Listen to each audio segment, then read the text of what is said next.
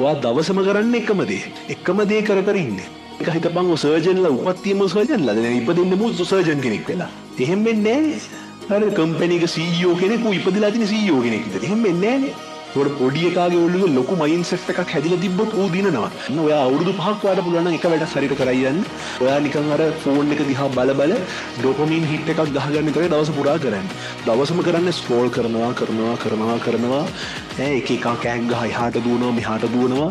ෂණු ද්‍රිනානවා ඔක්කොම බල ඉන්නවා. හරිද වෙන මොකුත් නැහැ. ඔයා දවසම කරන්නේ එකම දේ. එකම දේ කර කර ඉන්නේ. එතකොට ඔයා හිතන්නකෝ මහන්සි වෙනකම මොකද එන්නේ දැන් මහන්සි වෙනවා සල්ලි වෙන ක්‍රම අනන්ත ප්‍රමාණයක් හොයනවා. ඔයා වීඩියෝ බලනවා ඇස් ගෙඩි දෙක බිමට වැටගම් වීඩියෝ බලනවා. නිින්ද ගිහිල්ලා ඇහැරලත් ආයි වීඩියෝ බලනවා. හිතපන් මොනතරම්නම් මෝඩකමක්ද කියලා. ඕක නවත්තන්න.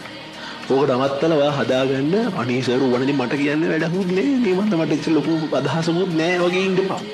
මොකද කොඩියට ඉන්න ඔයාලා තමයි ළමයි ලොකු වෙන්නේ ඈ. කවුරුත් කවදාවත් නික හිතපන් ඔය සර්ජන්ලා උපත්තියම සර්ජන්ලා දැන් ඉපදෙන්නේ මොකද සර්ජන් කෙනෙක් වෙලා. එහෙම වෙන්නේ නැහැ. අර කම්පැනි එක CEO කෙනෙක් ඉපදලා තියෙන CEO කෙනෙක් විතර. එහෙම වෙන්නේ නැහැ නේ.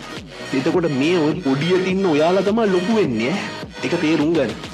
එතකොට ඔය ඉන්න ඉහළ මට්ටමේ ඉන්න හැම එකාගේම ජීවිතේක අධිරක් තිබලා තියෙන ඔයාලා වගේ පොඩියට ඉන්න කාලයක්. එතකොට ඔය පොඩි උන් තමයි ලොකු වෙන්නේ. ඒක තේරුම් ගන්න. ඒකට පොඩි එකාගේ ඔළුවේ ලොකු මයින්ඩ්සෙට් එකක් හැදිලා තිබ්බොත් ඌ දිනනවා. වෙලා තියෙන්නේ මොකද? පොඩි එකාගේ මයින්ඩ්සෙට් එකක් පොඩි ඌ ලොකු වුණාට පස්සේ මයින්ඩ්සෙට් එකක් පොඩි. ඒකයි ප්‍රශ්නේ. ඒක වෙන්න දෙන්න එපා.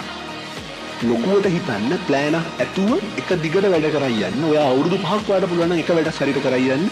ඔයා දින දෙක නවත්තන්න බෑ. පස්සේ දිනේ මොකද? අවුරුදු 5ක් දවස් 5ක් වැඩ කරන්න පුළුවන් අයියේ. තුන්වෙනි දවසේ කරද්දි මම මලා කියලා අතාරිනවා.